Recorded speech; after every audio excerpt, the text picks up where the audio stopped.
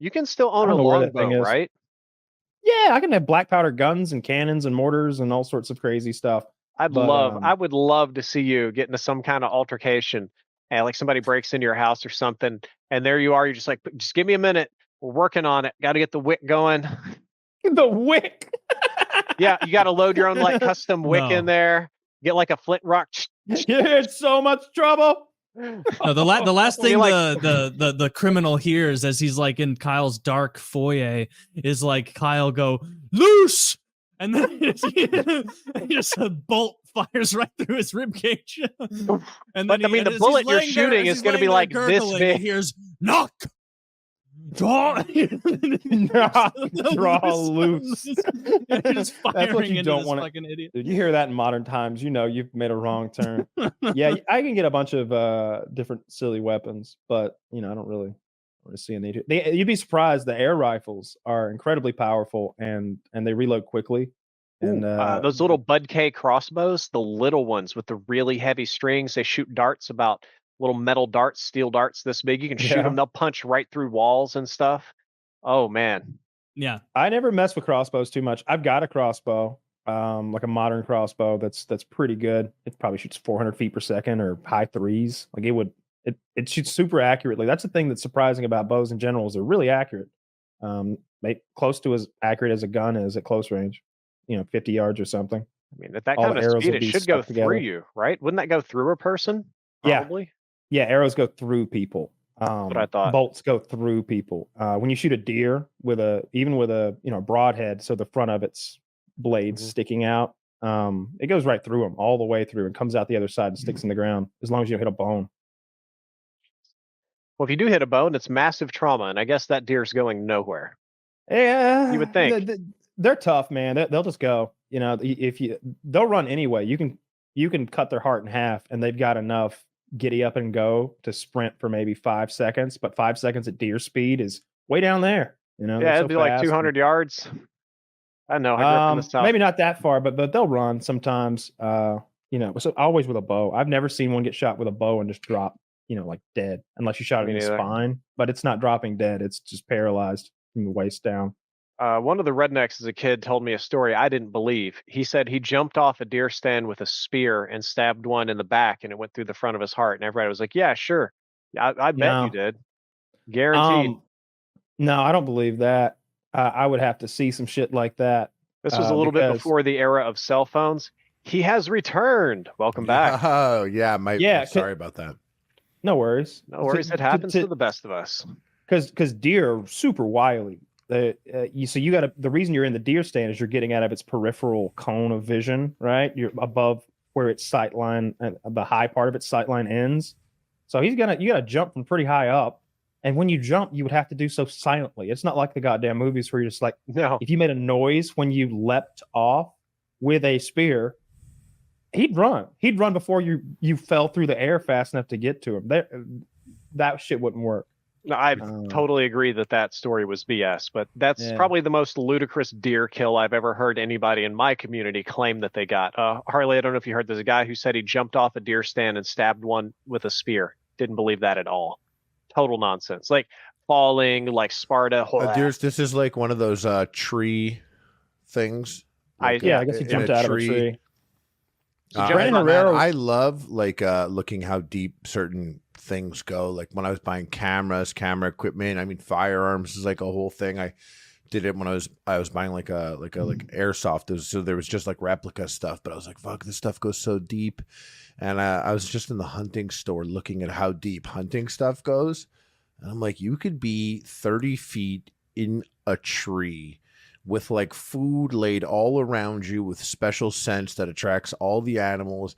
And you could be sitting up there cooking on like a little hot plate and like playing Steam Deck. And then a deer comes and you could pull out like the sickest rifle with a scope on it, just shoot right down onto its head. Yeah. And, like rifle hunting is so not fair if you have any skill with a gun at all. That deer gets within 100 yards, it's toast. Even if you don't, it's not less than that, further away. If you're okay with a gun, then killing a deer at 100 yards is as easy as clicking on one on a video game. It's it's actual point and click. It's point and pull. If you got a sight, if you're doing iron sights, a little trickier. Yeah, you got a scope and a rifle and everything like Harley's talking about. But bow hunting was always really challenging. And I had special soap, so you wouldn't have, because you can't use deodorant because they'll smell the goddamn deodorant. So I'm out there smelling like a goddamn caveman and like keeping my boots in a plastic bag so nothing ever touches them except for the wilderness. It gets kind of silly. But Man, yeah, sorry, go. I mean, I've also been out there and had to piss and pissed right out of my deer stand on the ground below me. And I'm thinking like, this probably not a good up. idea. But then the deer cunt came and they didn't smell the piss and it blew my mind. It's like all the money I've wasted on soaps and scent blockers. Some deer. I took a leak here and they didn't even fucking care. I wish we had like a game on this planet, like an animal that's putting up a serious fight. And so like the hunters that wanted to go and hunt those, like it's fine. And it's like over there and it's not. But when you go, like, I wish we had like a Skull Island that's accessible and people can go and be like, yeah, I'm going to Skull Island. I'm going to hunt. And like you're the predator. Yeah. But like, you got to be careful. And I honestly, I want some of them. Rhinos, hippos, dangerous shit that if you're not paying attention, it'll fuck you up. The shit that's not even here, like big insects. And like we got like, and I want like Starlink above Skull Island so that they can stream from their body cams. Be like, yo, what's up, guys? My God. There's a fucking giant praying mantis over there. But I obviously saved up for the AK that you guys hooked with the drum magazine, so this is gonna be sick. And then like his chat donation goes off. And then they use the Twitch points to take a bet if he's gonna shoot it or if it's gonna slice him in half. But it's got to be a place where the monsters usually win. Like you don't want to kill all the monsters. You want the monsters to mostly kill the people.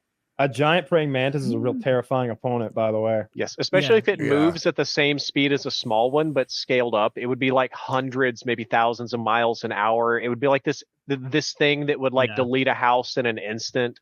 We'd lose to bugs if they were made. Let's not make it that big.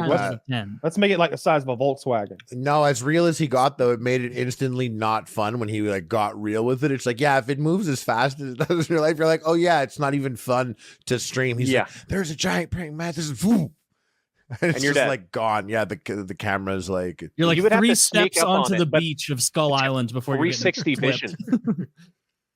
Sorry, I know. That was what intrigued me about the Jurassic Park, maybe 3, was that there was the B sideline was the hunters who were going to Jurassic Park to hunt dinosaurs. It's like, yeah, that would be fucking cool. I'd love to shoot a dinosaur. That would be awesome. They're fucking dinosaurs. I don't feel sorry for them. I'd feel sorry for deer. Like, even if I could shoot one with a gun, I wouldn't. I'd feel sorry for him. You see that video of the guy has the gun at the deer and it like comes right up to the barrel and like moves past it and like snuggles him and he's like, okay. I thought you were about to tell me he just blasted it. And he's just I was watching the video being like, choking it out. Chokes it out. It's way cooler. The deer in a blood choke. No, I mean, like, you're talking about a praying mantis the size of a Volkswagen Bug, which is insane. No one would have a chance against that. It'd be so fast. Think about a praying mantis. Think about a 20-pound praying mantis. Just 20 pounds. And think about that. Look in the corner of your room right now and picture a 4 foot tall, 20-pound praying mantis. Low and key, tell the me your worst level size, of actually. confidence. It's like worse than a big one because it takes like taking like 20 bites to kill you. Yeah. And it can hide in your house. Even are they those terrifying sharp mandibles Pincers. to like latch onto you and then just eat your calf as you're like freaking out. Like that would be chopping. I think they bite the heads off first, or maybe they start eating you alive. I've seen them eat bugs. They just start eating you wherever. If you watch, yeah, bro. But you know that's the thing about praying mantises. We're fucking humans, dog. We went middle of the food chain to the top in like record time. How long did it take sharks to do that? 1 million years, you fucking idiots. They're humans. So you know, like praying mantis, we see one head get bit off and we're all like, interesting. And then we talk to each other and then we come back, next head getting bit off. It's a special helmet that like fucking like Wild West. Yeah, knives pop out of it. The praying mantis blood drips down some guy's face. He's like, yeah. And then like we wear it. Then we wear him. And then we come back and now the shit's different. They're like, yo, humans are fucked up. You ever see that video of the elephant on the road? it's like the baby elephant gets like it can't get it can't do something, I forget, and an elephant comes to the road, and elephant's so sick. It comes to the road and it's like literally waving down people like, yo, your guys are the only ones that could do this. I don't like you guys, fucking scary, but I'm it's hard. He's literally my Baldur's Gate halfling coming over to humans being like, yo, I need you right now. And it's sick because he like you see this elephant, he's like, I need humans right now. Like, I need them. We're like on our motorcycles moving fast. He's like trying to stop us. He's like, please, any of you super creatures, my child cannot get out of the mud. Great clip. There's 130-pound ants eating it, and I need you to fire off. Use your human powers to kill them.